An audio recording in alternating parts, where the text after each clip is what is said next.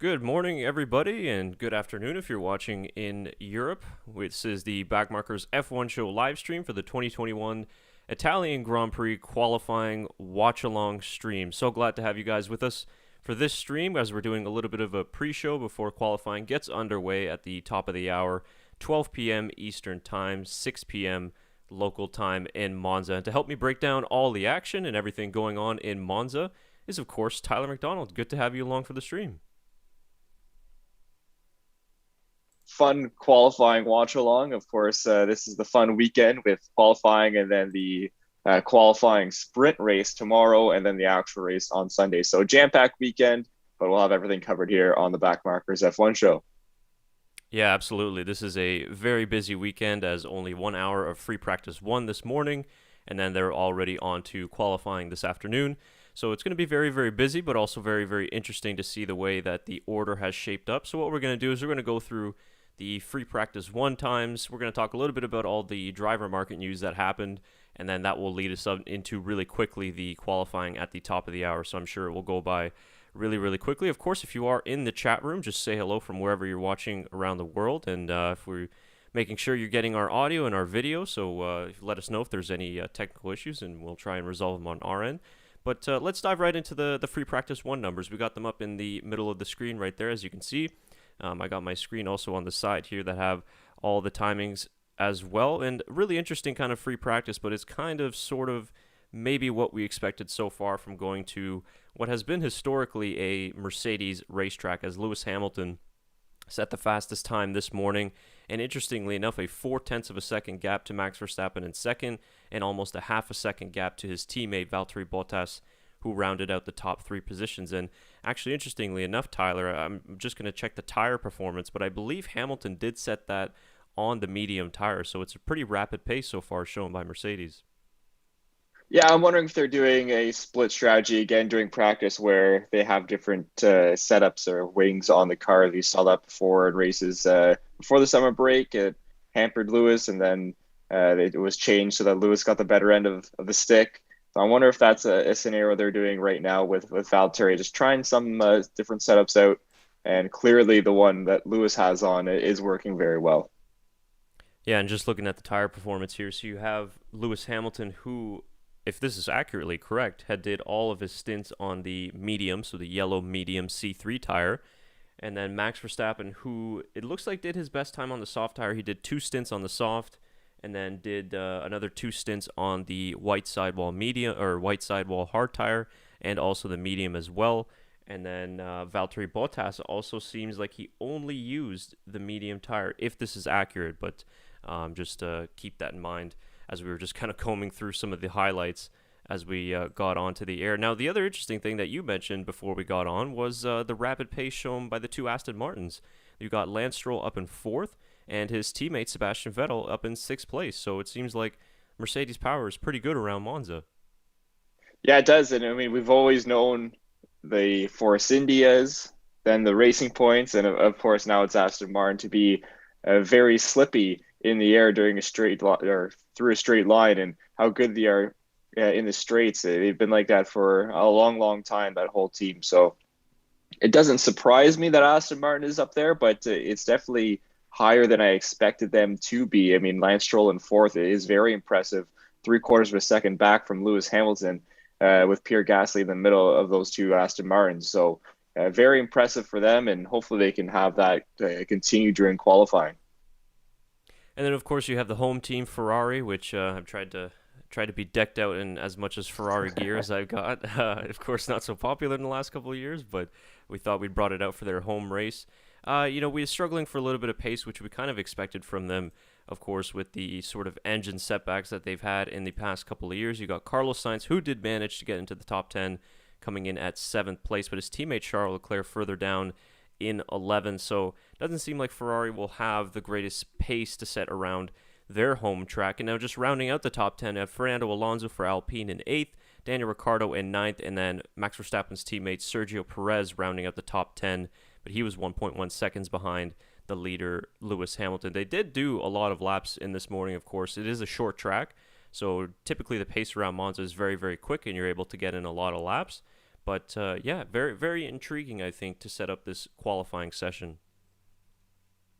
Yeah, it is very intriguing. I mean, I'm interested to see how Sergio Perez will recover from his FP1. I'm not sure what setup he had on his car, but 1.1 seconds off the pace from Lewis Hamilton, and in total that would be about 7 tenths off the pace of his teammate Max Verstappen. Hopefully, he can kind of figure things out here and get up there to help Max Verstappen and Red Bull challenge these Mercedes drivers. We've seen Red Bull have to deal with the 2v1 scenario for a couple of years now, and Perez was brought in to stop that. So hopefully he can get up the grid. But I'm interested in see exactly how this is going to shape out. Monza qualifying is always interesting, especially you never know. I don't think there's a chance of rain, but if there is a splash of rain, you definitely never know.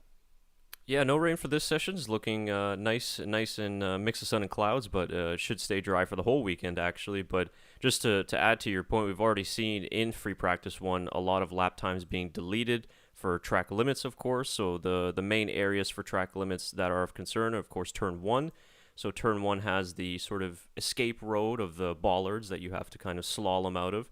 We saw a lot of drivers, Max Verstappen including, having to go down that route in free practice 1. And also Parabolica, which is the final turn 11 corner, which has actually been renamed to Curva Alboreto, I think, to mark 20 years since Michele Alboretto's death. But, of course, we're going to call it the Parabolica because that's been the classic name of it for the last 70 years or so. But it is known as turn 11, so it is the final corner. And we see, of course, track limits is a big issue there when all 4 tires exceed the white line on the outside as they sprint toward the start-finish line. Now, it's also interesting that if you go exceeding the track limits on your warm-up lap, then your next lap will also be deleted as well. So that will be interesting to watch for as we get set for qualifying.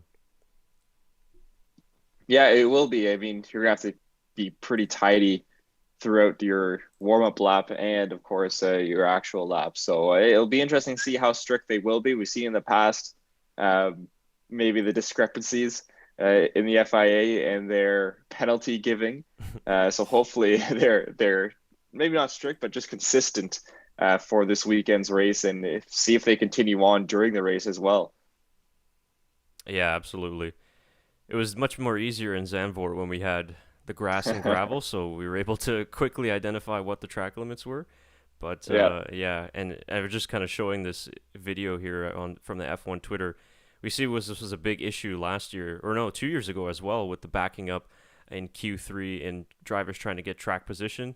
And also one of the most important things around Monza is, of course, that slipstream and that toe effect. And just as an idea of how much the lowest. Oops, sorry about that. Just as an idea of how much the toe is worth around Monza, it's about 7 tenths of a lap with or without it. So that's almost a second a lap time, which in racing terms is massive.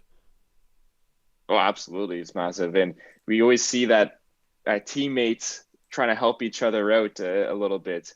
Maybe one lap, Valtteri's ahead of Lewis, giving him the toe. And then the next lap, it's roles reverse and Valtteri's ahead, giving Lewis a toe.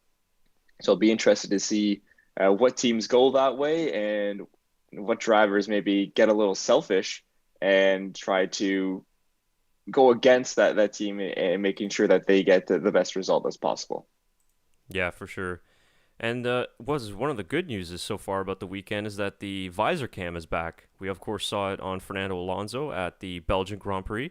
It is now on George Russell in the Williams. So I don't know, Tyler, if you've seen this yet. Mm-hmm. But yeah, very unique view. And what's unique actually about this driver cam or visor cam from the Williams is the fact that their dashboard is not attached to the steering wheel. It is actually on the monocoque of the car, which is the only team to do it like that. So this is a very, very interesting view. And of course, George Russell is a taller driver as well. So it's we see a little bit more than we did on Fernando's view. Yeah, it's pretty cool. I mean, Red Bull were the only team to do that for a long time, and they eventually moved to the dash, and now it's just Williams who have the dash not on the steering wheel, which is cool. I mean, I like how they're the only one that doesn't do that, and it's something a little bit different than the regular steering wheel.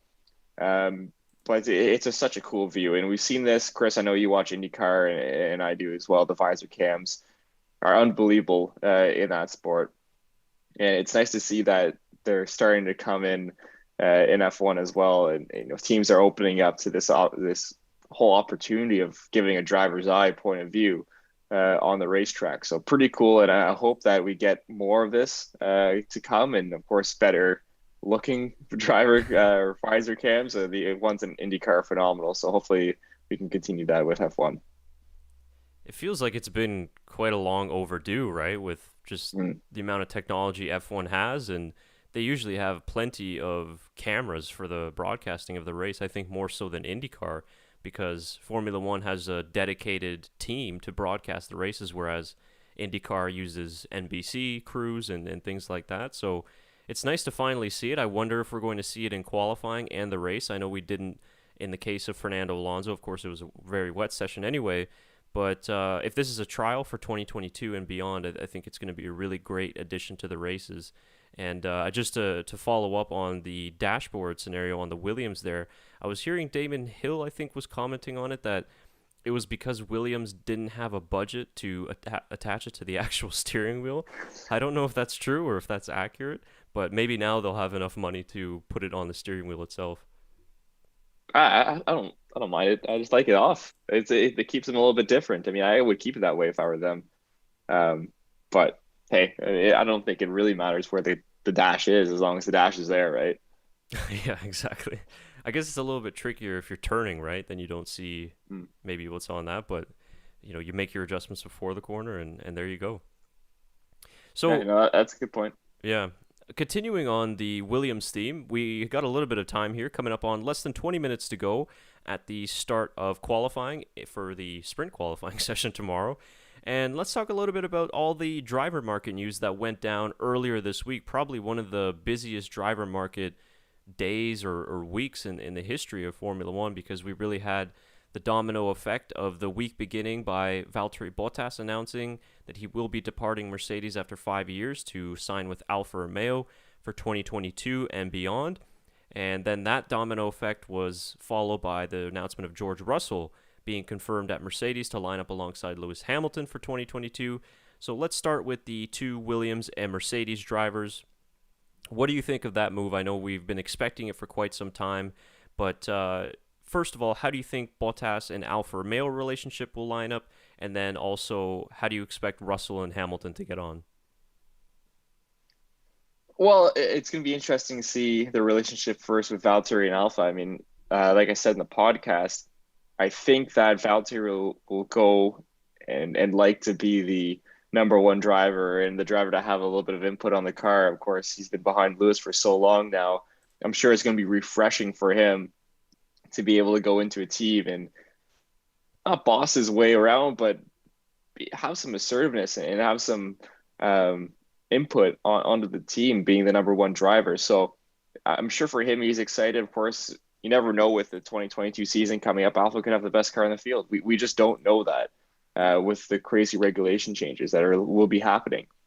As for the Williams, of course, it's pretty cool to see Alex Albon back in F1. I honestly wasn't expecting him to race for Williams. I was expecting Nick DeFries to get that seat. So I'm not sure if there will be something for him, the Formula E champion and Mercedes driver. I'm very surprised he didn't get that Williams seat. But at the same time, Albon, of course, deserves to be in F1, and hopefully he can come back. And it's awesome to see Nicholas Latifi back in F1 as well. He will Yeah. be extended during 2022 and deserves it after the last few races he's had. He's shown his pace and shown how well he can run that Williams around the track, and the Williams has been improving. Latifi's been improving, and I think he's really finding his foot here in F1. So deservedly gets into the Williams seat next year. Yeah, I think that's actually a very strong lineup at Williams for 2022. They were, of course, Formula 2 teammates back in 2018, so they're very familiar with each other. And it just makes sense for Williams to keep a little bit of continuity in the last 2 seasons with Latifi going into the new generation of cars. And then you also have Alex Albon, who is a very quick driver and has experience, of course, being at a very big team like Red Bull. So it is a good lineup. I was actually expecting De Vries to get into that second Williams seat. So it is a little bit surprising. What's interesting is the Red Bull connection that's there to Alex Albon. Now he was technically released from his Red Bull contract, but Red Bull stated that they will retain future options on Albon, whatever that means. So that's gonna. Yeah, who knows what that means? I mean, that could be he gets an AlphaTauri seat down the line, or it could be a situation where we see him not race for Red Bull ever again. So it'll be interesting. Yeah. So that's the situation that at Williams. So very congratulations to Nicholas Latifi for retaining his seat. I think he's carved out a position for himself in Formula One after a lot of doubters, of course, in his rookie season and early in this season. But I think he's shown that he's very well deserving of that seat at Williams, and he's done a really good job.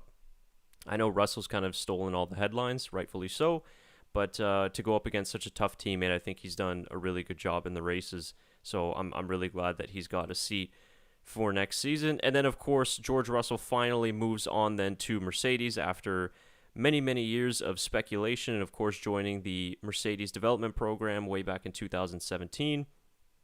And then Russell finally gets to make his move to Mercedes. So how do you think that partnership is going to turn out with Hamilton and Russell at Mercedes? Of course, the last 5 years with Bottas have been really calm and really smooth and quiet for Lewis, but will that change now with a fellow Brit alongside him?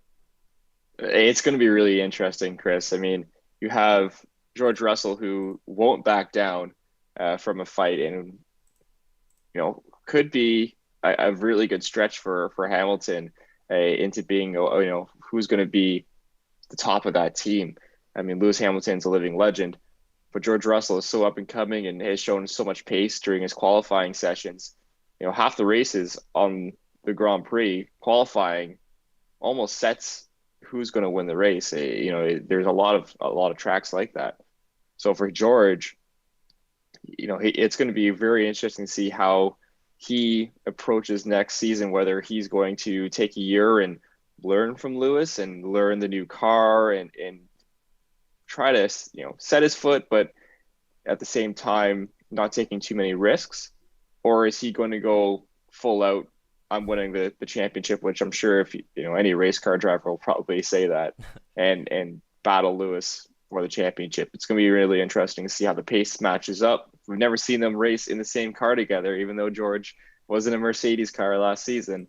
For a little bit, it was against Valtteri. So it's going to be interesting. I'm fascinated to see what happens, but very deserved for George. I'm excited for him. Yeah, it's going to be really interesting. I think that where it's going to be very, very close and competitive is in qualifying.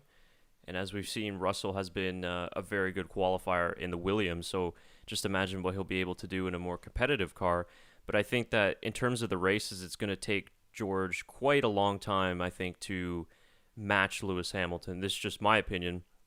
I think Hamilton's going to have quite an edge over him in racing conditions, and Russell is still relatively inexperienced racing at the front and racing against some of these bigger guys in bigger moments. And we've seen some mistakes from him in the past in races. I know that he's still young, but I think that people may be expecting him to come in and destroy Lewis Hamilton right off the bat. Don't think it will be that easy.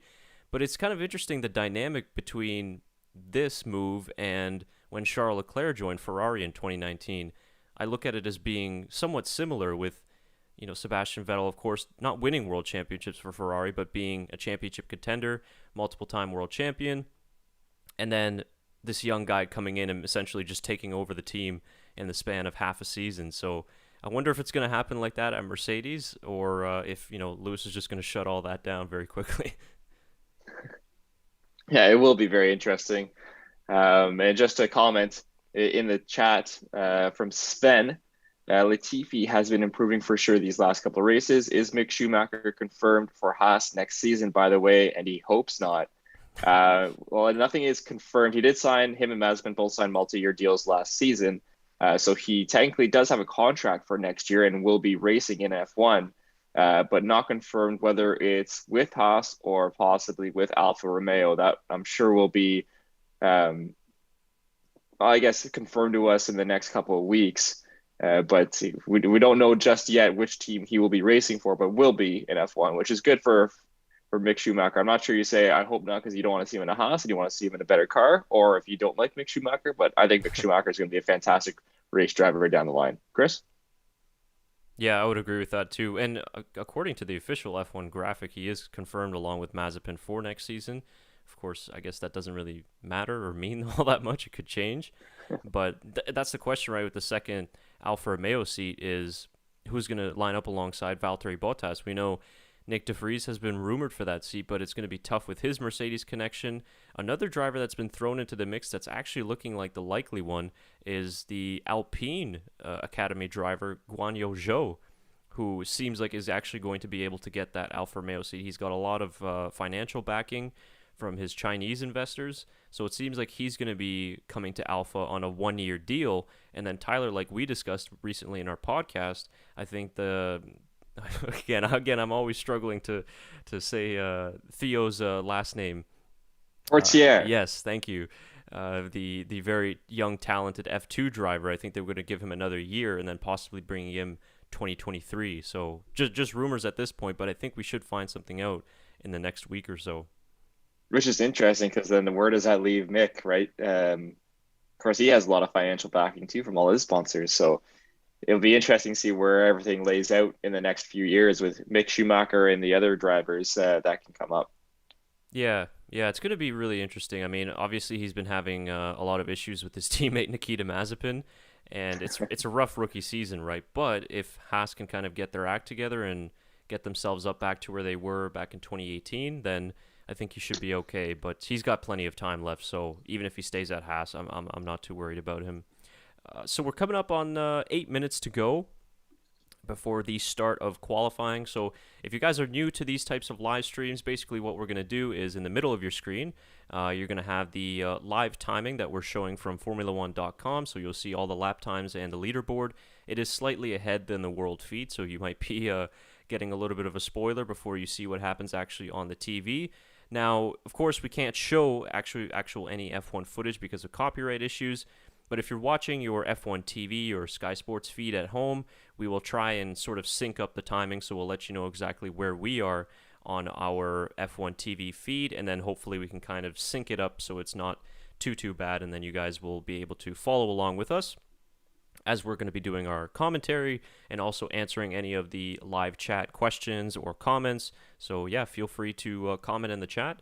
We got 7 minutes coming up on qualifying, so still plenty of time to get in your rate or qualifying predictions and ask any questions.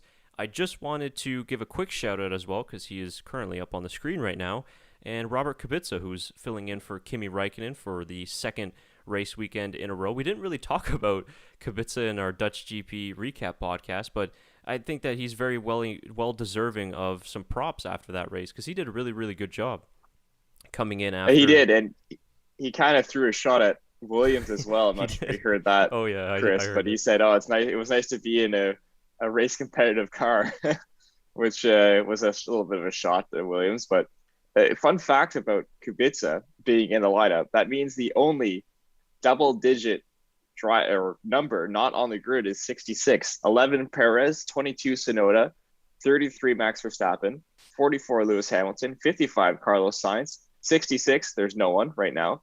77 Valtteri Bottas, 88 Robert Kubica, and 99 Antonio Giovinazzi. So wow, very interesting and kind of I don't know, fun stats for you there. So someone's gonna have to get the number 66 to make this a full slate of double digits. That's really interesting. Oh, this is so yeah, this is actually I just found this scrolling through Twitter because I was asking where the helmet cam is mounted. So this is from Craig Scarborough on Twitter. So the helmet mounted setup is just this little box and lens. It only weighs a few grams, and so far it's only on certified Bell helmets. So it just looks Okay. like it's on the inside to the left of the driver. So essentially, where it would be is, right next to the driver's eye to the left in that little kind of piece of foam there. So yeah, that's really Okay. interesting. Yeah, very interesting. And interesting how it has to be just Bell helmets. Mm-hmm. I know there's a few other helmet makers out there, so I wonder if there's a partnership there or just they found it to be the safest with Bell. Yeah, that might be it, right? Just a safety issue or something like that. So yeah, it's very cool. But I know they were doing it a few years ago. It was kind of glasses that the drivers would wearing when they go Hmm. out just for those one laps. But yeah, now it's actually mounted in the helmet, which I believe IndyCar does it that way, right? I think that's right, yeah. And I know NASCAR has now NASCAR aerodynamics doesn't really matter as much from the helmet perspective because Mm-hmm. you're in an actual car, but they have theirs on the top of the visor right here. Yeah. So very cool stuff. So Oh, yeah, opening the credits are intro already music is rolling. playing. We're ready to go. Get me As- fired up. I told you, it just goes by really, really quickly, and you're already here at the start of qualifying. So yeah, wherever you're watching in the world, give us a shout in the chat. Let us know your predictions for qualifying. Who are you going for pole position to start the sprint race tomorrow? So is that a question to the chat or to me? Oh, to you. Sorry. Oh, sorry. I thought that was a question to the chat. Okay, to me, I think Lewis Hamilton will take pole position. Should we predict our top five? We'll go top three. Top three? Okay. Well, that's four. Uh, I think you know what? I'll do something very different. I'll go Lewis Hamilton first, Max Verstappen second, and Lance Stroll third. Oh, okay. I will Can't do. go. I can't put the. I can't do Hamilton, Verstappen, Bottas. Come on. I'll do it then. No, I'll go a little bit. I'll go. Yeah, I'll go Hamilton, Verstappen, Lando Norris. Lando Norris. Okay, I like that. For Valtteri. Yeah. Well, I mean, it's been one of those seasons for him. It has been. It has been. I mean, that's not ideal for Valtteri so far this season, but Yeah. But I don't know. I hope he can at least win another race this hmm. year, and just have a good end to his Mercedes career. I agree. I think if the championship isn't on the line, I think it will be. Maybe Abu Dhabi would be a perfect race for him to win. Yeah. Yeah. Well, he's been pretty good there. He won back in 2017, and yeah, I think that was about it in 2017. So we'll see. It should be interesting. I think the championship will go down all the way to the wire. So yeah, that'll be in the later date. Just looking at the tire compounds for qualifying, they're only allowed to use the soft C4 compound for this session, just as an FYI. You know, is that new for? Is that just the sprint qualifying? Um, Not sprint qualifying, but the qualifying for the sprint race. Is that like Yeah, just the qualifying for the sprint race. and wait? So that doesn't include any of the race tires, or because like obviously they're not everyone's gonna ask for 5 sets or want to use 5 sets of soft tires. I think I can't remember exactly what the allocation was, but like obviously all the teams have the same allocations. But I know Quite it's a lot of a car here, but it's not really. sorry about that. I know that in the sprint race they can use whatever tire that they want to start on, and also for the main Grand Prix as well. Okay, interesting. Again, this is only the second race we've seen with um, the sprint qualifying scenario, so we're getting used to it slowly but surely, in all the different aspects of it. Yeah, and it is still a trial format when you really think about it. So, um, yeah, I mean, it's we're kind of still learning about it. Obviously, we had it in Silverstone, and it worked out pretty well. But still, there's a lot of things that we're still trying to iron out and everything. But yeah, we're about set to get underway here. Of course, pit lane will open at 12 p.m., 6 p.m. local time in Monza. Currently showing George Russell on my feed. I hope that you're somewhere around there in the same area.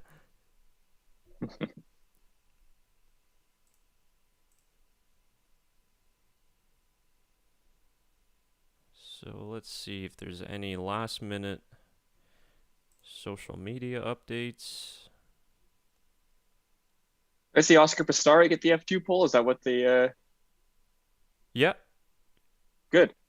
He's a fantastic driver. He'll be one to watch down the line too. Yeah. Well, I mean, there's a lot of people throwing his name around for a seat next season, but he hasn't really even been in contention.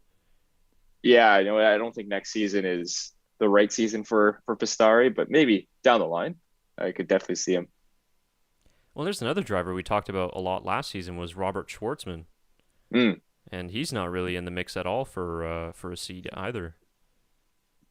And that's what I said last year. He's definitely not ready. So I'm glad I was right with that. Well, even another driver that we thought wasn't ready, Yuki Tsunoda, even he was surprised he got re-signed. Yeah, I was very surprised that he got re-signed. I didn't think he was going to be. Maybe next year will be a telling tale of Yuki Tsunoda and what happens with him. But it hasn't been the greatest last 8 races, I'd say, for Tsunoda. He started off the season fantastic, but just hasn't been able to keep up with that start of the season throughout the rest of this year.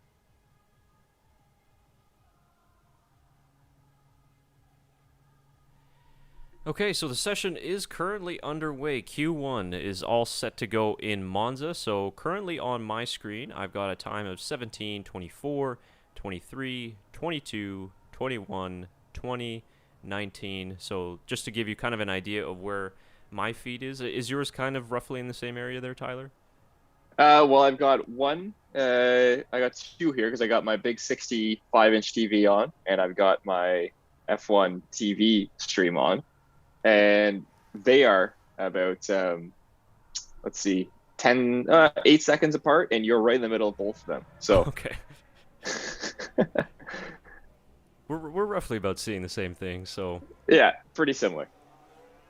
I can hear in the background just some cars coming out now. I am punching in a little bit of just some FX noise of the qualifying. So if you guys, I'm gonna try and balance it a little bit here. So hopefully, maybe if it's too kind of annoying, just let us know in the chat. But we're trying to give it some realistic vibes here, as if we're actually commenting on the session ourselves. This kid is loving it. Yeah. Pumped to see the Ferraris out on the track, and it's the 2 Ferraris, the 2 Haas's, the 2 Williams that are the first 6 on the track, and an AlphaTauri is Yuki Tsunoda. So 7 on the track in this first minute.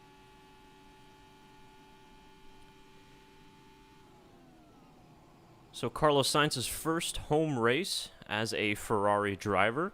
Of course, finished here on the podium last season in what was a crazy race at the 2020 Italian Grand Prix. I don't think he'll get there again this year, but who knows? I mean, you never know. You never know with these races. Again, I haven't looked at any of the weather for the whole weekend, so I'm not sure what is to be expected. But how amazing would it be for Ferrari to be on the podium in Monza again? I just love to see it with the Tifosi trying to support their Ferrari drivers. I was reading some comments in our podcast videos. Thank you very much, of course, to the Dutch supporters who made our 2021 Dutch Grand Prix recap podcast one of the most viewed and listened podcasts of this season. So thanks, everybody, for that. But they were saying that 30% of the tickets were sold to Dutchies and Monza as well.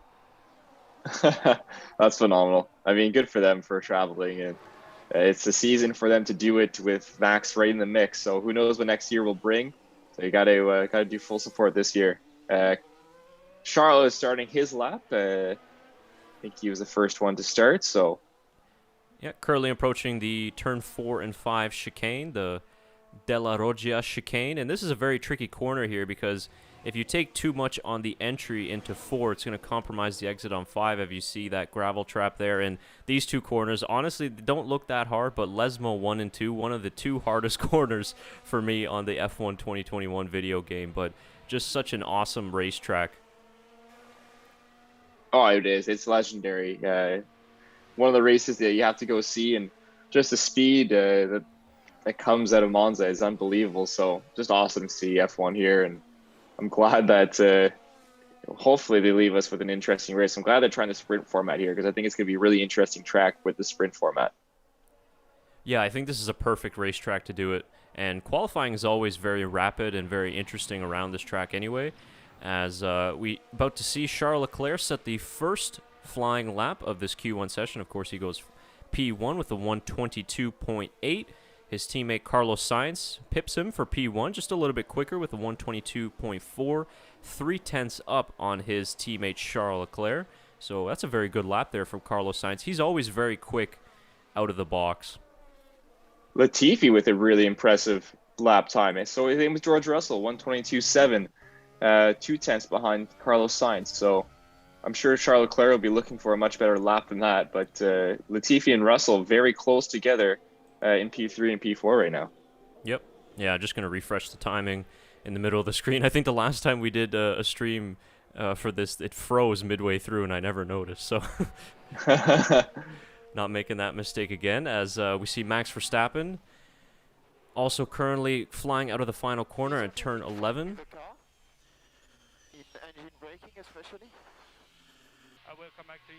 Verstappen, nice lap.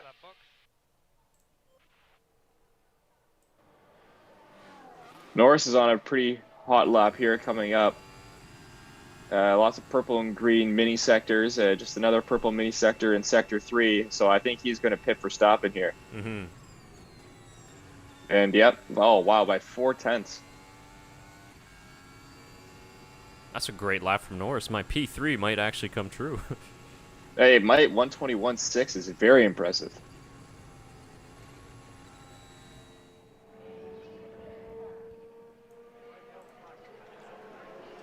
Sebastian Vettel, lots of green sectors. I guess everyone's on a green sector right now. Yeah, Hamilton's about to start. Oh, team radio.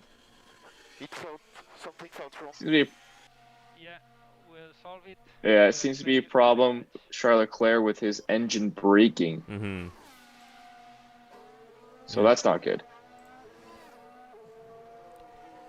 So Hamilton's currently on a flying lap. This is his first flying lap of the session.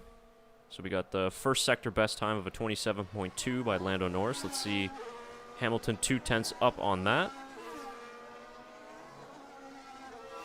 Mick Schumacher has his lap time deleted. His lap time of 0.00 seconds because it was his out lap. But that also means that the his next lap is also canceled as well. That's right, yeah. So Hamilton flying down toward the Ascari chicane. Wow, that's a massive, mega middle sector. 7/10 up already on Lando Norris's best time. You got Max Verstappen. Latifi? Yep. Sorry, Chris. Latifi has 4 purple mini sectors in sector 1, which is very impressive. So that Williams might be pretty streaky in a straight line. Yeah, Williams have really enjoyed the low downforce circuits this year, so I would not be surprised to see them go well. As we see Hamilton cross the line, goes P1 with a 120.5, just ahead of his teammate Valtteri Bottas. Another purple mini sector for Latifi in sector 3.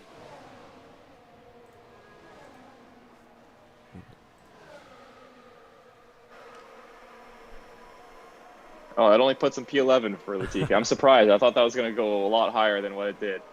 Yeah, it'd be interesting to see where he lost as we see a replay of Verstappen. This is at the turn 4 and 5 chicane. And yeah, that's where we're talking about. You go a little bit wide there and you're kicking up the gravel. Yeah, that's the nice thing about this track is that there's no room for error on that chicane. If there was an asphalt runoff there, we wouldn't see anything. And it seems like a very busy racetrack. Someone was off. We got a traffic jam going on here too.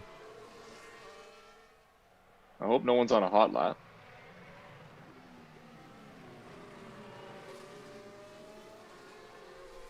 Yeah, so really interesting, Tyre. I got the speed traps up here. So Sector 1, Nicholas Latifi, the fastest, 327 kilometers an hour. Antonio Giovinazzi in Sector 2 is the fastest in the speed trap at 338 kilometers an hour. And then Latifi once again in Sector 3, the fastest at 318 kilometers an hour. Yeah, very interesting. I wonder where the Williams lost time there because I thought they were going to be a lot quicker than what they were, just based on the mini sectors. but they must have lost a lot of time in sector 2 because that's a close one between the Haas's and Ferraris. Yeah, it's tough to see. I don't see the sector times here for Latifi, so we'll see if we can get those. Track temperature right now currently 33 degrees. Air temperature only 25.7. Wind not much of a factor, so that's good. But yeah, that was very close between Mazepin and Charles Leclerc. I mean, Mazepin might see a penalty for that. He'll be used to it. He would be. Max Verstappen replay here. Oh, that's no good.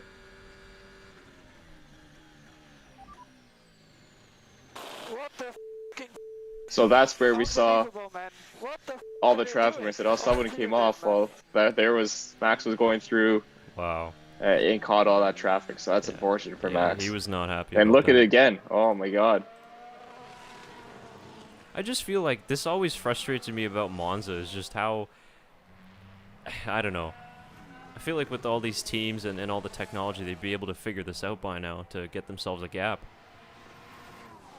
You would think. I mean, that's it's pretty hairy stuff going through the Lesmos there for Ocon and Alonso, and that's going to hurt them in Sector 2, I'm sure. Yeah, Esteban Ocon, one of 4 drivers to not set a time yet at the moment, with about 7 minutes to go in this session, as Ocon's just going through the Parabolica right now. His teammate also behind him has not set a lap time at the moment. Let's see where Ocon ends up. P11. Yeah, Alonso, P11. though. P8. Yeah, very nice from Alonso.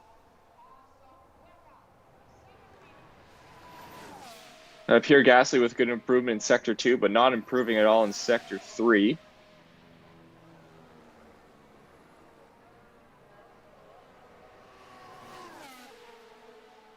Lando Norris has a very good lap, bumps up to P3. And Gasly bailed out of his lap. So he's back in the pit lane. Yeah, Norris doing a really good job there, sitting in P3. So currently, the drivers at risk or in an uncomfortable position is Red Bull's Max Verstappen, currently sitting in P10. This is what we got. Yeah, I mean, that's... Oh, wow, look at that traffic. Got a team radio here from Gasly as well. Let's see if we can listen in. And that's why... Oh, my God. That's why Gasly bailed out of his lap. That was a joke. That's bad. Or we might have a lot of penalties to figure out after this. The stewards are going to be busy.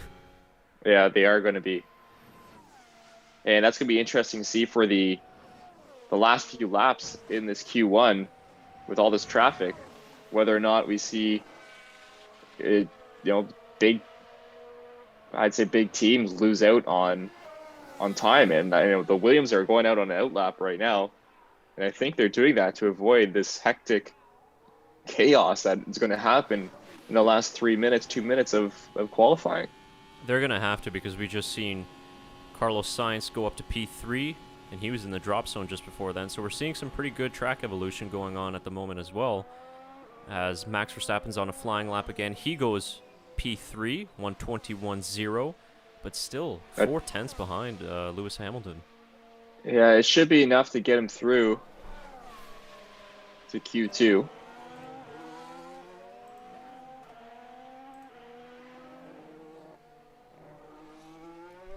Yeah, so turn 6 incident involving cars 9 and 88 will be investigated. So that's Kubica and Mazepin.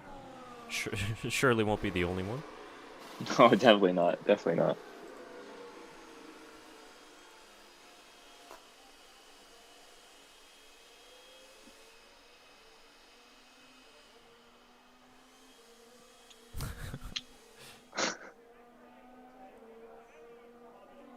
Yeah, a lot of drivers complaining about traffic. Charles Leclerc as well.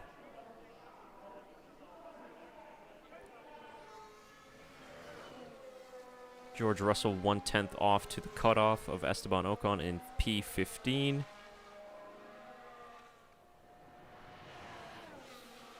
Latifi and Russell both starting their laps. Yeah, let's see where they end up here. They're not improving so far in Sector 1 on the mini sectors. But it's so difficult to drive. So difficult. Copy, understood. So Leclerc complaining about his Ferrari, saying it's so difficult to drive.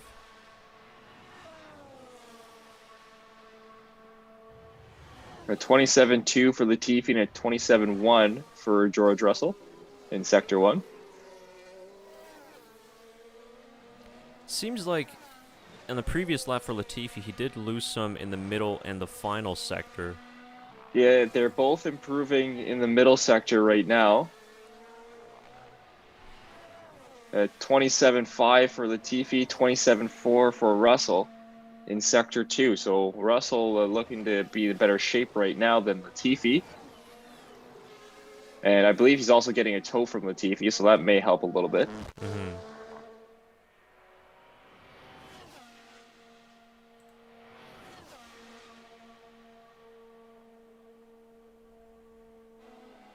That's a great camera shot out of the parabolic.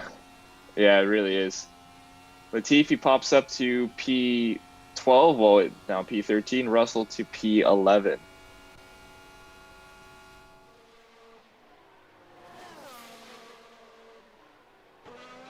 Yeah, Bottas is on a good flying lap as well, just set the fastest middle sector.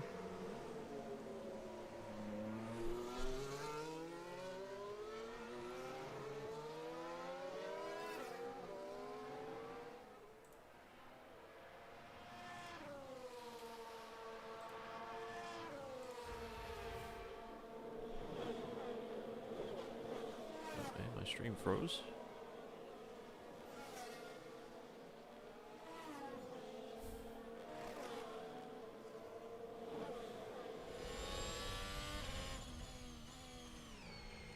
Oh. Yeah, so that was the incident between Kubica and Mazepin. Yeah. Yeah, that's another bad one. Just going to the chat, Joseph asking what tires the top drivers are on. All drivers are on the soft tires for this qualifying session. Only soft tires allowed.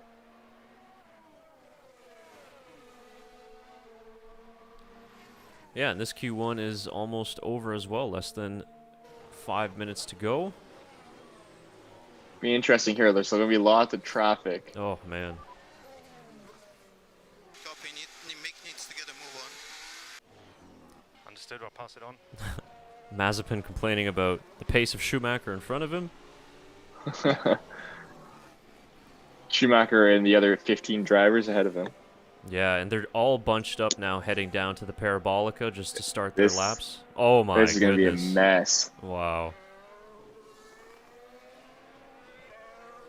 This is more of a comedy session than a qualifying session here. Yeah, you're not wrong. I mean, look at this. You gotta wonder at this point, when you're that backed up, is the tow even worth it? Hey, you have to wonder. I guess we're going to find out pretty shortly here. So drivers currently at risk. You got the two Hasses of Nikita Mazepin and Mick Schumacher. A little bit of a surprise to see Robert Kubica down in 20th, but of course he had to abort his lap because of the Mazepin traffic. And Sebastian Vettel and Esteban Ocon currently at risk as well, but Vettel is on a flyer at the moment. 27-1 for Stroll in Sector 1. Sorry, Chris. Yeah, no, I was about to say Vettel was 7/1000ths of a second slower than Tsunoda in that first sector, which that is his cutoff time, but the drivers in front, Stroll on a personal best, as well as Esteban Ocon. Sergio Perez also setting some personal bests. He should be safe, currently sitting P7.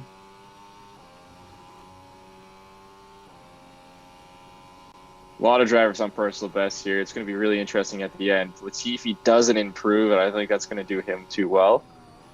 Yeah, George Russell can't improve. Yeah, checker flag currently out, so drivers finishing their laps. And this will be the final runs here. So Vettel moves up into P8. Lance Stroll in ninth. Interesting. I thought Stroll was going to go a little bit quicker than his teammate.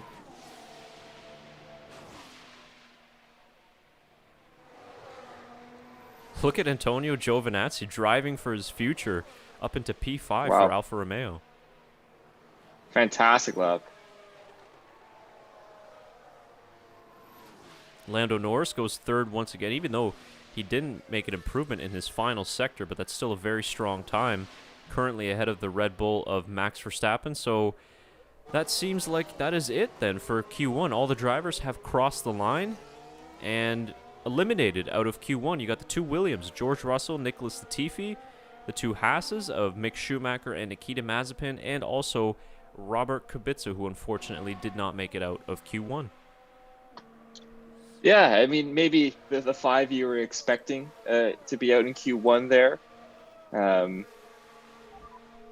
Team radio. P16. Copy that. Yeah, no worries.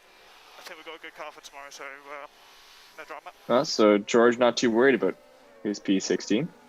Oh, Yuki Tsunoda, lap time deleted. George Russell is in through and into Q2. That's why he's not worried. What'd you know? Look at that. So I saw Yosef asking in the chat if Latifi is getting a tow, and it seems like he was getting something because he's still topping the speed traps in Sector 1 at 327 kilometers an hour, so he was getting some sort of a tow, but missed out nonetheless.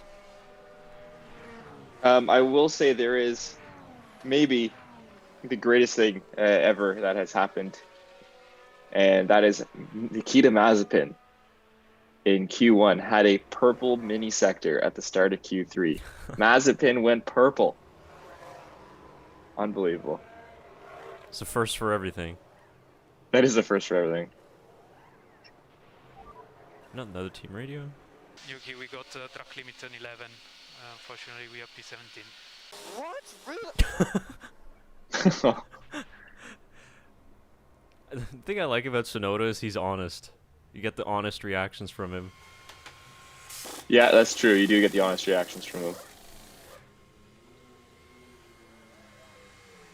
So any surprises for you in that opening qualifying session? I know not much really because, the drivers that we expected to be out are out, but I think it's pretty clear that the form from Free Practice 1 is kind of carried on to qualifying as we see the Red Bull struggling. It has. I expected the Aston Martins to be a little more competitive than what they are. I thought they'd be a little higher up the grid, but other than that, it's been pretty status quo, I think, for what everyone was expecting. Antonio Giovinazzi with a fantastic lap for himself to get into Q2. I think he might be one to watch out for his form here at his home Grand Prix. Absolutely. And as we're seeing the replay of the lap time deleted of Yuki Tsunoda, of course, that is at turn 11, the Parabolica. So all four tires exceeding the white line, so his lap time is gone. And oh my god, did you see that? Oh, I missed it. There was what looked like a rabbit running across the track. Nicholas Latifi almost ran over it. Oh, really? Where was this? Pit lane? No, it looked like it was out of Lesmo 2. Oh, I missed it. Oh. I didn't even see that. Yeah, I've got it right here in the middle of the screen. If you guys can see Okay. it on our stream, if you zoom in a little bit there, you see the little guy just running right in front of the Williams. That could have been a red flag in qualifying again. For Latifi's car, would have been red too. Yeah, exactly. It's true. We usually see that in Montreal, of course, with the groundhogs and the squirrels Yeah. and everything, but yeah, close call. They're just showing the Alfa Romeo livery for this weekend. A really nice green tint that they put toward that livery. I think they should keep that for next season. Ferrari mechanics are working on Charles Leclerc's car, and hopefully they can get that gremlin in the engine fixed for Q2. Yeah, Leclerc was constantly complaining about the drivability, the engine braking as well. I think it'll be interesting to see if he can get into Q3. Oh, never mind. Sorry. That was a I thought it just said Tsunoda had his lap reinstated, but it was not. Okay. It's not true.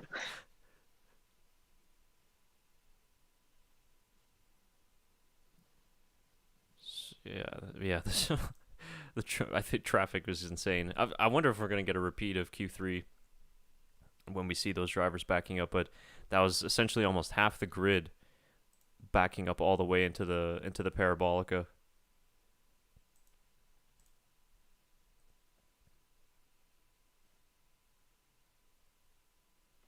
Some interesting team radio. Russell was to give Latifi a tow on the last run, but couldn't get through traffic. So Latifi was frustrated on the radio. Every time we're the lead car, we get bleeped at the end. So that'll be frustrating for him, I'm sure, because he's out of Q1. It wasn't by much, though. I think he was close. No, it was a few hundredths, and I think so. If he would have got a tow, he may have actually been able to pip Russell there. Yeah, and of course the tow is worth 0.7 of a second around this track, so it's huge, really. Oh, it is huge. It'll be interesting to see if Verstappen sets a quick lap at the start, if they will put Perez right behind him to give Perez a tow. Yeah, Perez has been going quite decently as well. Yeah, P9, I think, to start. Not too bad. Okay, so the clock has started for the Q2 session. Just as a reminder, maybe to try and sync up your feed. The one in front of me at the moment is at 14:34, 33, 32, 31, 30. So just to give you an idea. You're at 40. You might want to refresh. I'm at 14:10, 14:9, 14:8. Okay, yeah. Well, my feed here has been going really, really slow in the last 5-10 minutes or so. I think I'm maxing out the internet here, but fair enough.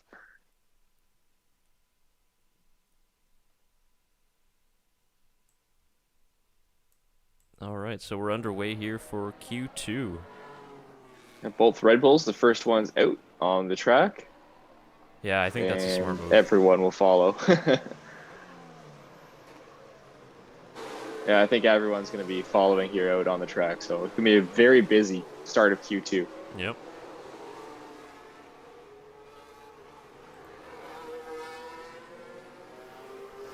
So it should be very interesting, because I think we might be getting some surprises here in Q3. That's why we see the Red Bulls, I think, going out early, is you really want to time this correctly and get a good lap in so you don't have to deal with any of the traffic drama. We know there will be some traffic drama, of course. Oh, definitely. No investigation necessary on the Mazepin-Leclerc incident in the pit lane. I'm sure the other one, though, is going to require some with the incident with Kubica. Yes. Yeah, I would think so, too.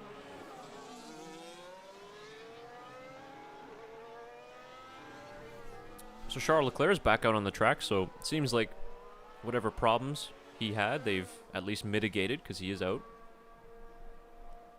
Russell's saying his brake pedal is long. That's not very confident going into turn one. I wouldn't want my brake pedal long going into turn one. Yeah. Well, and the issue here at Monza, too, is because of the long straights, the brakes get very cold, the tires get really cold, so we see a lot of lockups, more than usual, at many of the other circuits. So we saw Lando Norris as well in FP1 was saying the brake pedal was very soft, so it's kind of like the one track where you really don't want that. Yeah, definitely is the one track. I mean, at least there's a runoff if you do outbrake yourself into turn one. But still, I wouldn't really want to be having to try and hang on to that. No, not at all. And really at any track, you don't want to have that soft brake pedal, but here it's just even more so because you've got turn one, which is a big braking zone, as Perez is approaching right here. Turn 4 and 5 chicane, as well as a pretty heavy braking zone. Perez nice and smooth through the exit of the Della Roggia chicane. His teammate Max Verstappen going quicker through the first sector, but I think that was just beaten by Daniel Ricciardo, who got the fastest first sector. Yeah, I had the driver tracker on it, and Ricciardo was stopped in turn 11, so I was confused for a second because I didn't see any yellow flags, but I think it was just a glitch because he was zooming. He was going too fast for the tracker. Yeah. Excuse me. So Verstappen went purple in sector 3 here. Yeah, I saw Perez was trying to get a little bit of a tow from, I believe, the Alpine of Fernando Alonso. 127 for Verstappen. That's a very nice lap for him. Oh, jeez. Wow. Valtteri Bottas, 120 flat. And I think Hamilton's about to crush that as well. And he did a 119.9. Very close between the two Mercedes drivers, though. Very close, but a long distance away from Verstappen. Gasly pulls P3. I wonder if that slipstream wasn't in the favor of Max Verstappen, because Ricciardo's now gone P3, 5/10 behind. Yeah, let me see if I can get... I'm just reloading the data in the middle of the screen, but I'm going to try and see if I can get the speed trap info.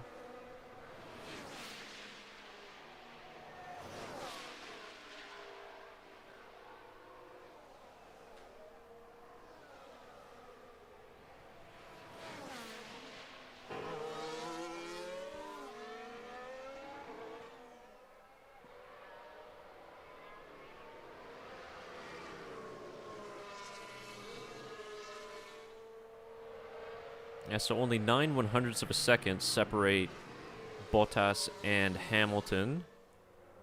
So 31.1. Yeah, Bottas seems like might have gotten a tow because he's got a 31.1 in the first sector versus Hamilton's 31.3. Okay. Perez also needing a tow. Yeah, so does Verstappen, so that'll be interesting.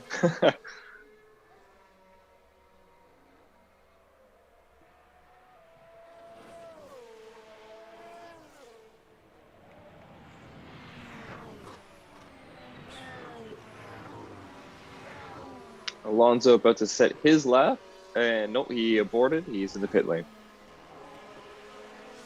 So he's the only driver that hasn't set a lap time. We got team radio from Leclerc here. Yeah, I still have the problem, but now it's not consistent anymore. It's in the middle of the corners. I've got no engine braking, big engine braking, and it's not very consistent. That's not good. No, not good. It sounds like it was worse than what it was before.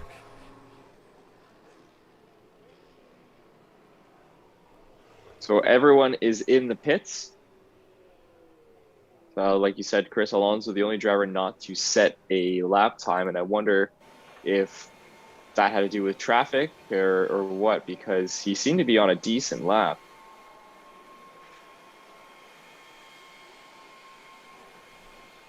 Yeah. And now we're in a little lull until everyone comes back out. I wonder in the case of Red Bull too, are we seeing this from some of the engines? You know, of course we know that they lost the engine that they brought in at France with the upgrade because of the crashes. So I'm wondering if maybe that has something to do with it, or just some of the recent improvements made by Mercedes to the power unit just have really brought them an advantage here.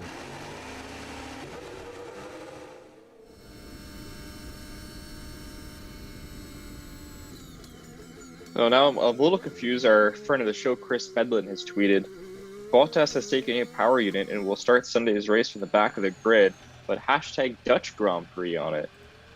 So I'm wondering if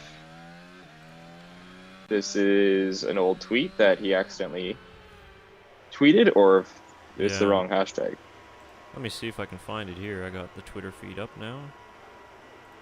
Well, because I know that Mercedes were thinking about it. Now, because Hamilton had a power unit issue, of course, in Zandvoort, but yeah, it looks like it is official. Yeah, so he just used the wrong hashtag, but I'm seeing it now from race fans as well. Okay.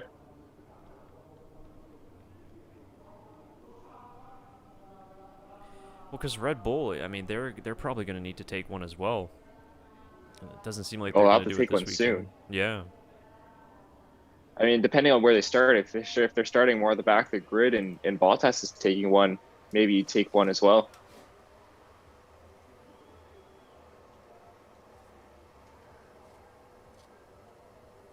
It is, yeah.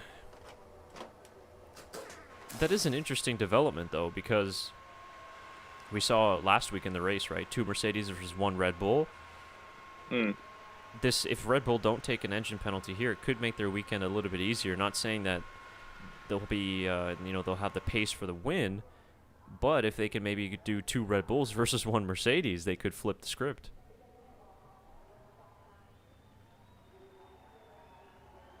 Yeah, no, it is confirmed. Another friend of the show, Tim Haraney, tweeted out that he does have a grid penalty for a complete PU change.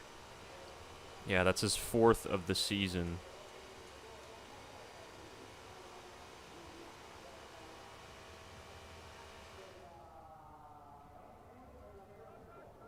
Five minutes left in Q2, Chris, and no one out on the track still.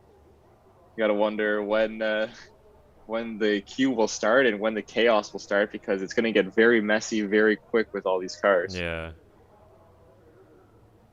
I know the toe is important, but you're not going to want to be the first person in line here,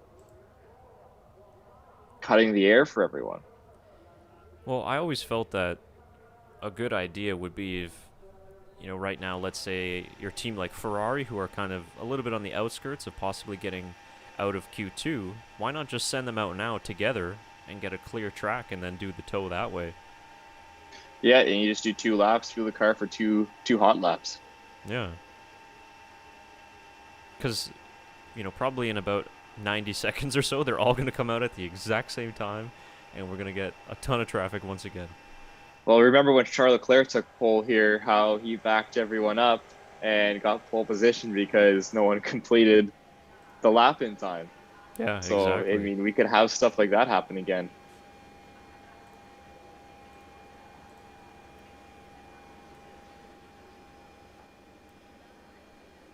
Yeah, it's always an issue at this track, but that 2019 example was just especially farcical. Yeah, as it was. And of course, guys, remember, this is obviously qualifying, but it is qualifying for the sprint race, which is happening tomorrow, so not the official Grand Prix, the 53-lap Grand Prix. But nonetheless, of course, still very, very interesting and a good indication as to how the rest of the weekend will shape up. And yeah, here comes everybody with 3 minutes and 15 seconds to go. Everybody coming out of the pit lane. Let me pull up the driver tracker to see who is ahead and who is behind. It looks like Giovinazzi is the top and head of the queue, followed by, I believe that's Sergio Perez. Yeah, so Giovinazzi, Perez, Bottas, Alonso, Gasly, Ocon, Verstappen, who's now jumped ahead of everyone because he's trying to get ahead of the mess. Yeah. George Russell is the only one in the pit lane, and I'm wondering if he's just waiting to see how this all plays out. Now, I'm assuming that was okay within the regulations, overtaking in the pit lane area there for Max. I believe so. I think he's fine there. Got radio from Hamilton as well. It's crazy. Everyone's backing up. Whoa. Oh, man, what a mess. Oh, my goodness. And their guy... I hope that's not Brad. Jesus Christ. Oof. That is tight. Okay, Bottas is now leading the queue. Giovinazzi in I guess, second in the queue. Then you have Perez Verstappen, Alonso, Gasly, I believe there. At this Ricardo point... and Norris are at the back. Yeah. Okay, we see it there. Yeah, so... You got the 2 Red Bulls who are kind of in the lead pack there. And then Lewis Hamilton, who's really stuck behind the Aston Martins and the Alpine. And yeah, there's a ton of weaving, trying to get some temperature into the tires heading into the Parabolica. It's not as bad maybe as Q1, but it's still pretty busy. It is, yeah, very busy. I think everyone will be able to get their lap in and have time to make sure that there's no traffic. Everyone's going to be cleared. So everyone should have a clean run, barring, of course, any yellow or red flags, Chris, any crashes. Yeah, if the McLarens can get across the line here, they'll be in a pretty good scenario. I think. Yeah, they will be there. Norris is just crossing the line now with like 35 seconds left. Yeah, and they're sitting pretty good at the moment. Norris third, Ricciardo fourth. But as we see Giovinazzi going through the first sector timings, not doing better than his first lap. So it'll be interesting to see if maybe all that backing up in the traffic, the tires just got too cold and they're not able to improve upon their previous lap times. Perez currently on a personal best in the first sector. You might be right, Chris, because the ones who laid back and got a decent run, the McLarens, did have some purple sectors in purple mini sectors in sector 1 and seemed to be going the best. Norris just sent a purple first sector, 26.7. That's right. We got personal best as well for Max Verstappen. Perez 8th, Verstappen goes 3rd. It's going to be close for Perez. We got the Aston Martin still on a flying lap. Vettel, personal best for the first two sectors. Yeah, Ocon can improve. Vettel goes P9. Carlos Stroll Sainz can improve. Cool. Interesting. Sainz goes 8th fastest, so Perez is still safe. And that checkered flag is out. And we got a nice little visor cam here on Russell finishing his lap.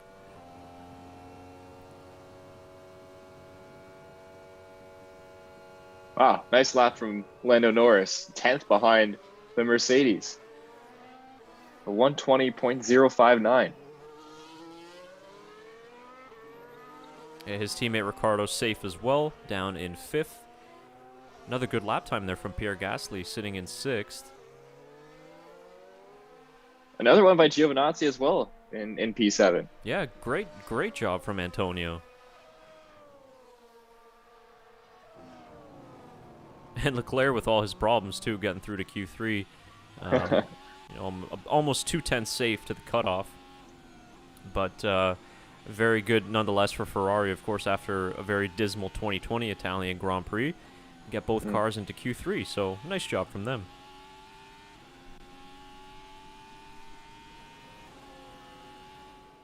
It'll be a very interesting Q3 coming up here, just with having both McLarens with a fantastic pace that they're showing. I wonder if they can give a shout for Max Verstappen and try to pip him for Q3. In turn 6, maybe I took it a little bit too easy for the traffic. Not much, but maybe a couple of hundreds. Yeah, Vettel, they're only missing Q3 by 3/100ths of a second. I'm just on the driver tracker and I'm watching, or I guess the onboards. I'm watching George Russell's visor cam here, and it is fun to watch. Just that's the onboard they have for it when you click on him on the F1 TV. And Oh, it's is awesome. it really? Yeah. Nice. Yeah, I'm going to have to go back and just rewatch that camera for the whole session. Yeah, pretty cool.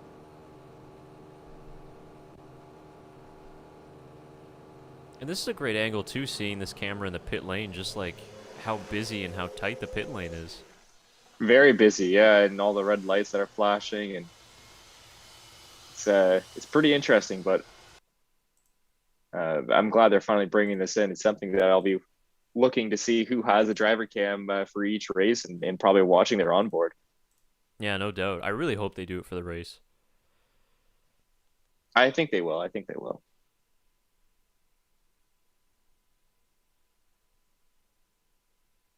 Especially going into turn 1 at Monza. I mean, that's going to be really iconic. Yeah. Especially there's a big crash. Visor cam crash. Yeah, no kidding. Imagine that visor cam during that Imola crash. Oh, man.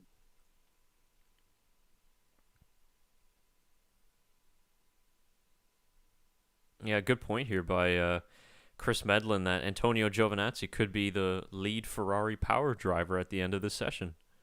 That's true. That's very true.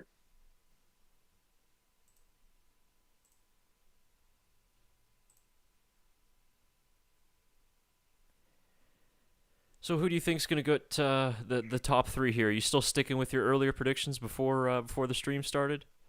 Well, I can't because Lance Stroll is Oh, that's right. out. Yeah, yeah, good point. So that didn't go very well, did it? Yeah.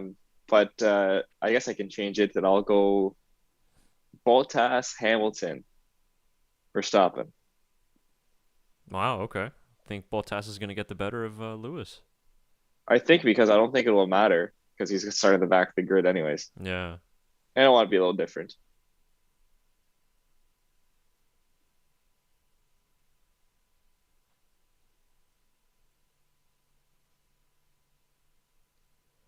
So we should be getting Q3 underway very soon. Pretty surprising that both Aston Martins missed out on Q3.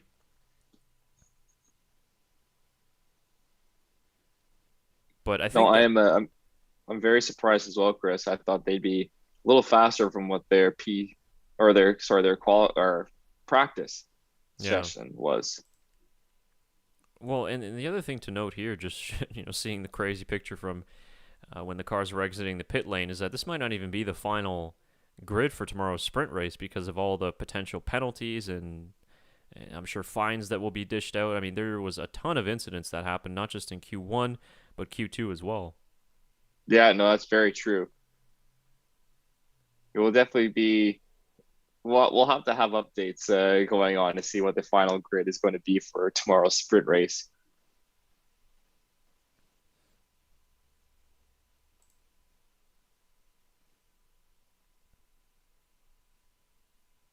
So Lance Stroll eliminated in Q2 for the 5th consecutive race. It's his longest streak of Q2 exits. And he has never missed Q3 at Monza until this race right now. Yeah, this is really usually a good track for him.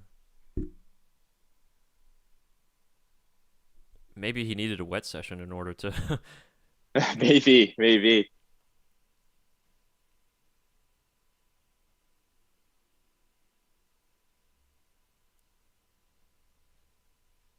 So the session clock still hasn't started yet. This is like we get the lull in between qualifying and then all of a sudden it gets so busy. Traffic once again. I wonder if Red Bull can play this tow situation effectively, but I don't think that even with the tow, they'll have enough to match Lewis Hamilton at the front. I don't think so either, Chris. I don't think they have the pace in qualifying. Now that the race pace could be different than qualifying pace, but they'll have some work to do for the sprint race tomorrow. Yeah, for sure. And of course, the session is important, but it isn't as critical as the sprint race itself. As we remember back to Silverstone, we had a similar situation where Hamilton got pole, Verstappen started second, and then eventually Verstappen went on to start on pole for the Grand Prix. If you're still following me, I know it sounds very confusing. But, so the big one obviously is, of course, for the race on Sunday because that's where the big points get handed out. Of course, first place in the sprint race will get 3 points, second place 2 points, third place 1 point. So that is still important. But as you said, Tyler, race pace could be a different thing, especially with Bottas starting at the back of the grid. Hopefully, if Perez can get into the mix, at the very least, just like Red Bull were saying heading into the weekend, just could be damage limitation.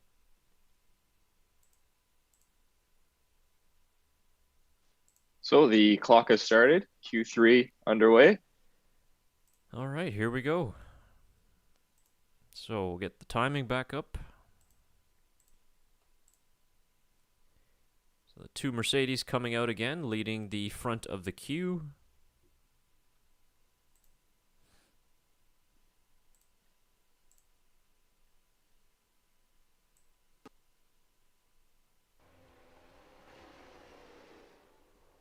So Gasly has gone out ahead of Perez and Verstappen. I wonder if that is give us some slipstream play from the Red Bulls. Yeah.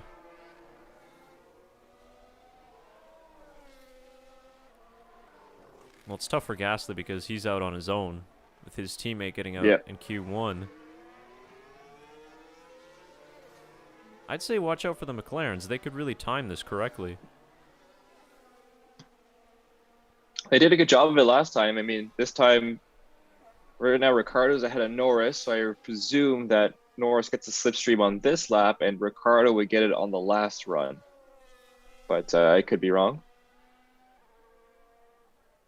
The only one in the pits right now is Giovinazzi, who will probably only be doing one run in this Q3 session due to tires. Yeah, and I think he'll probably wait just until these runners get their laps in, and then he'll have a clear track. Mm-hmm.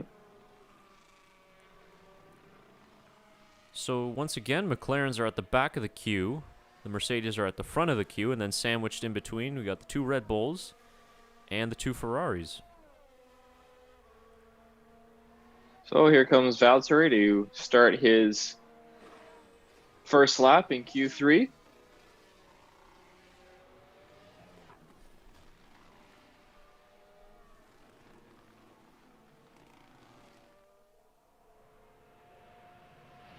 All right, let's see if Bottas can surprise us here a little bit.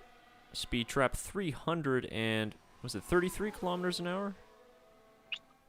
I believe you're right. It's tough for Bottas because he's the one punching a hole in the air, so he's not going to get the benefit of any tow.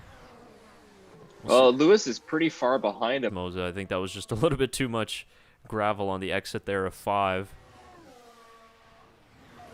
Much cleaner through Lesmo 2, and really it's important that these low-speed exit corners that lead onto the long straights, that's where you're going to find actually a lot of lap time. Norris, purple in Sector 1. We got Verstappen, who set the fastest middle sector. Hamilton on a very quick Sector 3 here. Yep. Oh, Bottas, that's going to be close for track limits, I think. So 123 for Valtteri.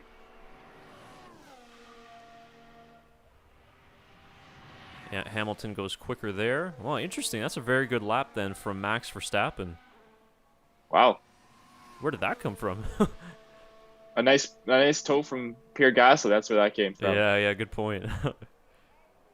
So 0.017 seconds separate Hamilton and Verstappen. Oh, Lando Norris awesome lap as well. Yeah, great lap. If your prediction's on right now, Chris, it'd be Hamilton, Verstappen, Norris. There we go. Yeah, and you know... So Gasly was towing Perez, who was towing Verstappen, so that's where that speed came out of. Mm-hmm. Well, it's interesting now for the final run in Q3. Are Mercedes going to flip things? Yeah. It will be interesting if they do that or not. I think they would have to.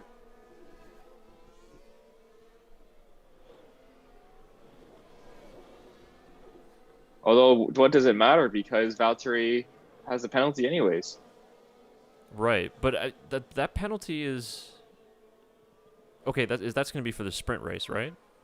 No, for Sunday's race. Sunday's race. Okay, so it won't be for tomorrow. No, it won't be.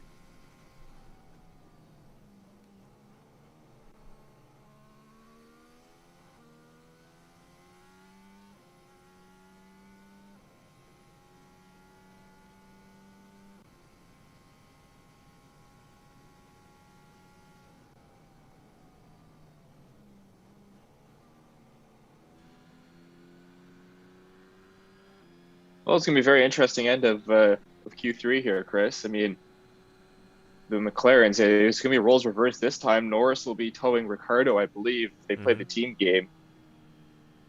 They could possibly get up there.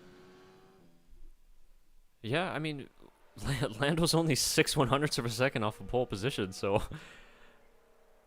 Yeah, I'm telling you, we really could be in for a surprise.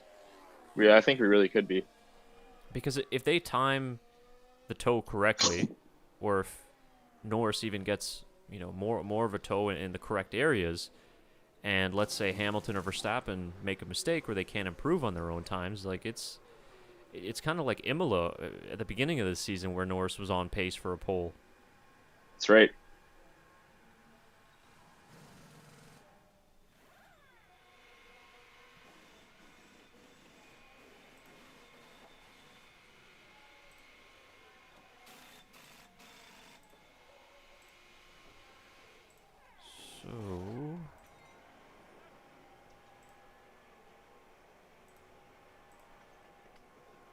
So So are we going to see a little bit of gamesmanship here, or how slow are they going to go on their outlaps coming up? oh, I don't know. And you bring up an excellent point, which just to add to that conversation of, who can get a clean run in Q3. I mean, it might just be a repeat Yeah. of 2019 where nobody gets to improve on their time. Yeah, you're right. It could be. Honestly, if I was McLaren, I would go out earlier. You think earlier is better? Just not too earlier, but just 30 seconds maybe before everybody would fly out of the pit lane at the same time. Just get out just to avoid all the potential drama. Yeah, that's fair. Because not only do they have a chance to, I mean, with Norris even getting pole, I mean, Ricardo could even sneak in to the top 3. Ricardo could get pole if he gets the right toe. Exactly.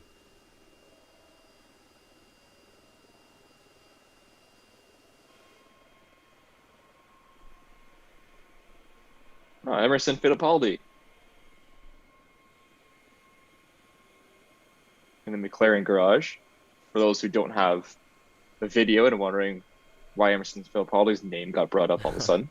I think his grandson is going to be racing in F3 or F2 next year. I forget which one. He's in F3 right now, I believe. Okay, so I think it might So be F2 F2 next year. Yeah, good for him.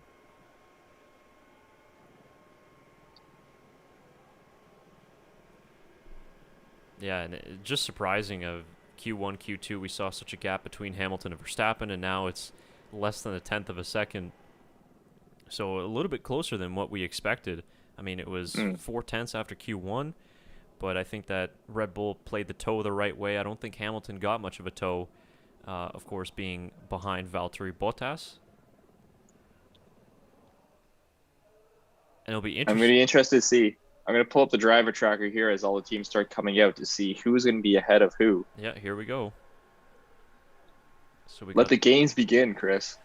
seems like the Red Bulls are the first ones out. Yeah, I think this is the smart move. I thought it was going to be McLaren, but Red Bull are playing it smart here. So that's Perez ahead of Verstappen. Yeah, which Gasly is behind them. I think that's to be expected there from Red Bull. I would assume Mercedes would do the same thing too. I just wonder if Bottas is going to disappear off into the distance like the first run. So we have Perez, Verstappen, Gasly, Sainz, Giovinazzi, Leclerc, Ricardo, Bottas, Hamilton, Norris still in the pit lane, and Norris is coming out last. So very interesting.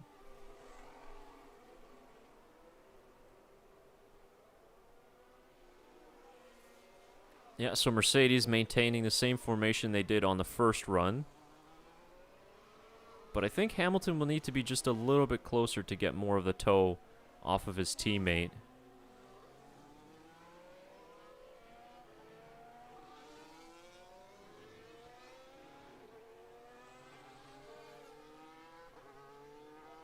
But the advantage, I think, at the moment right now is at Red Bull. With 2 minutes to go, they are at the front of the queue. If anything were to happen, red flag or a driver going wide, bringing out some double wave yellows, I think that they should be in the clear. Of course, you got, like you said, Tyler, Norris is at the very back of the queue. But it's nice to not see the traffic be that much of an issue in this final run here. Yeah, I agree. I'm surprised Gasly isn't at the lead of this Honda Red Bull train, but Perez will be, and he's going to cross the line here in just a second. Yeah, and you kind of see the sun starting to set too, getting close to 7 p.m. local time there in Monza, Italy. But we should have pole position for the sprint race determined in the next 2 minutes. So let me pull up the mini sectors. Verstappen not going crazy quick in sector 1 just yet. Giovinazzi goes purple at the start of the sector.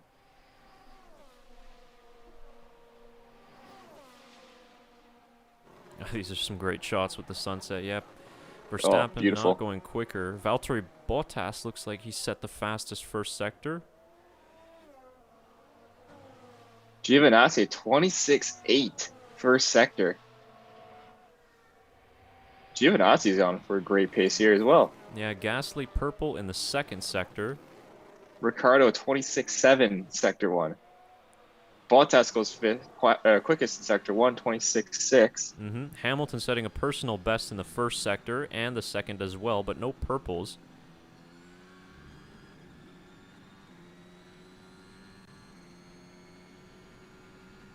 This is going to be close here at the end. Gasly goes quickest in sector 2. Yeah. I think that's just going to be pipped by Valtteri Bottas, as the checkered flag is out. Yeah, Bottas currently purple first and second sector. Max can't improve. Wow, look at this. Valtteri Bottas. He's on some flying pace at the moment. Hamilton can't keep up with him to get the slipstream. I think Bottas is going to do it. Ricardo goes P3. And he does. Oh, wow. What a lap from Valtteri Bottas. Pole position. For sprint qualifying, at least.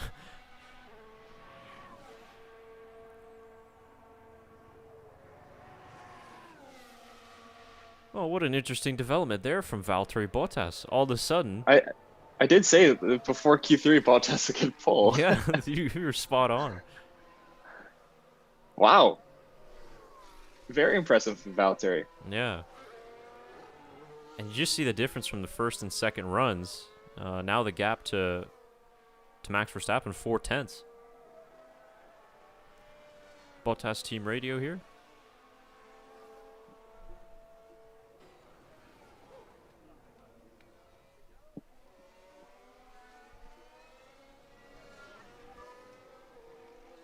And could that be Valtteri Bottas' last pole position as a F1 driver?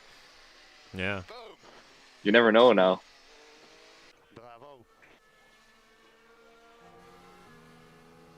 No, good for him. I mean, especially after a couple of days announcing that he's going to be leaving the team, and puts it on pole. And he gets to start from P1 for the sprint race and P20 for the real race. So yeah, very interesting. Yeah, I'm sure he'll be a little bit disappointed having to start the actual race there, but nonetheless, he will be lining up first for the little sprint race tomorrow, but more importantly, the two championship rivals, Hamilton and Verstappen, lining up second and third for tomorrow's mini race, as Max Verstappen not able to go any quicker than the Mercedes today. They were just too quick, and they weren't able to really time the toe correctly. So, yeah, that is, again, Hamilton, Verstappen, not 1 and 2, but still lining up beside each other. So technically, I guess, is it pole position or is it not pole position? Does pole position go tomorrow? Yeah, pole position goes tomorrow. So... Oh, so it's not actually pole position. So it's just the fastest driver. Yeah, today doesn't count. Oh, wow. So he still doesn't have a pole position this year. Yeah, a little anticlimactic, but the Speed King Award. How about that? Speed King Award. Wow. Okay. But it is true. I mean, Bottas does have the fresh power unit, so yep. There you go.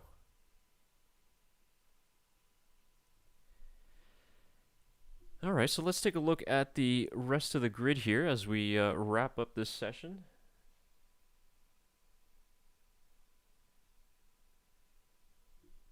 All right, let me see if I can pull it up. Here somewhere in the middle of the screen. It's got to be here somewhere.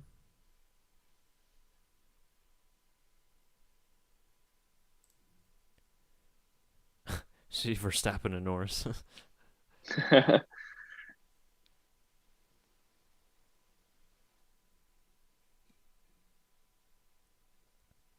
It's a good thing we didn't get any red flags or safety car things, or else we would have been in darkness by now. It's true.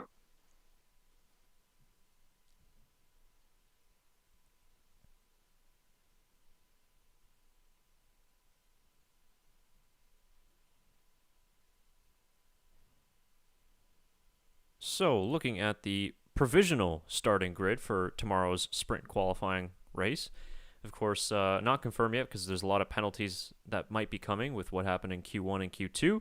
But we got Valtteri Bottas, who was the fastest today, followed by his teammate Lewis Hamilton. Max Verstappen will line up third on the grid. Then you got the two McLarens in fourth and in fifth. Ricciardo and Norris, very close between the two, actually, only a couple of 100ths of a second separating those drivers, so well done for Daniel Ricciardo. Pierre Gasly, the lone AlphaTauri, will start in sixth. Then you have the two Ferraris, Sainz ahead of Leclerc in seventh and eighth. A very good job there from Carlos Sainz, out-qualifying his teammate at Ferrari's home race. Sergio Perez down in ninth place, and Alfa Romeo's Antonio Giovinazzi, only getting that one run in Q3, but nonetheless will start in 10th for tomorrow's sprint qualifying race. Any surprises there in the top 10 for you, Tyler? I'm surprised on how high the McLarens were. I didn't expect that coming at the start of the weekend, especially after seeing their pace in free practice one. But phenomenal result for them. So hopefully they can continue into the sprint race tomorrow, and of course onto the Grand Prix on Sunday. But it's nice to see them up there once again, and Ricciardo getting some more confidence in that McLaren, really finding his form and putting up some pretty good pace in that orange car.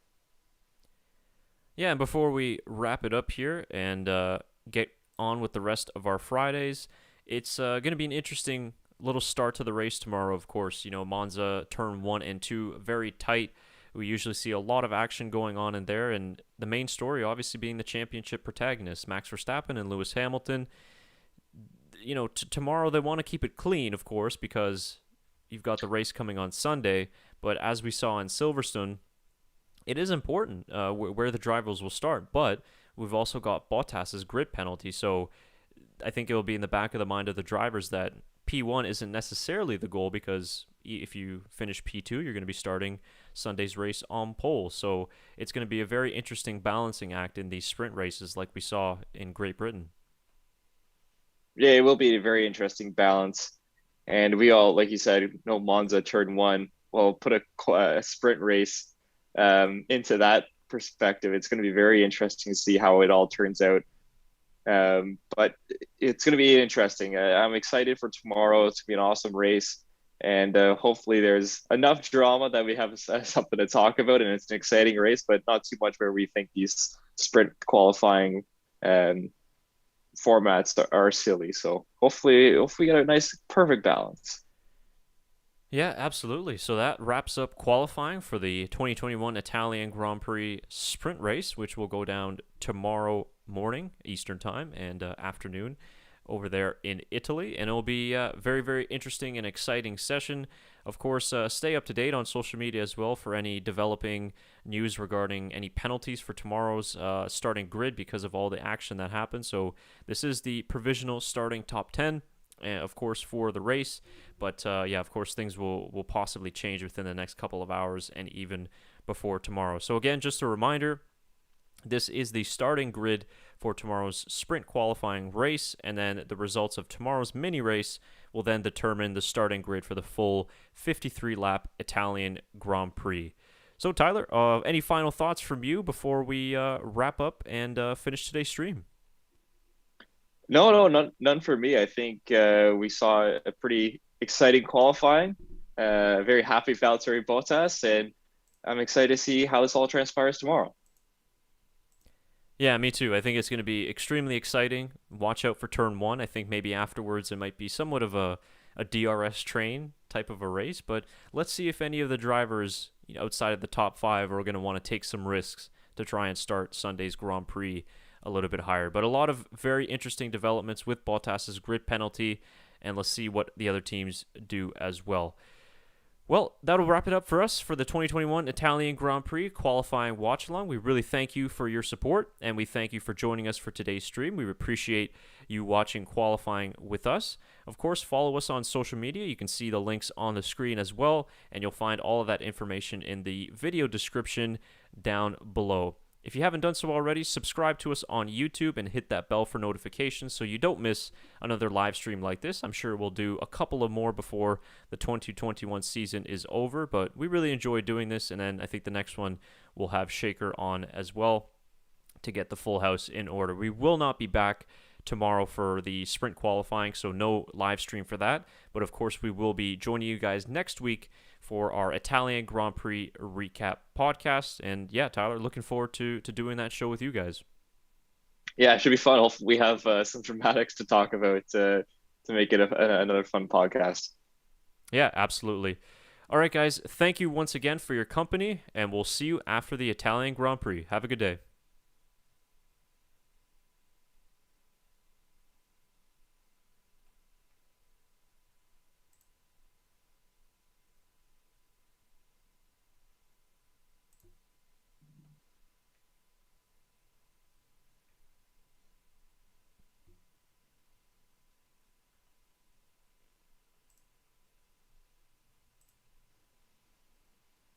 There we go. Ended.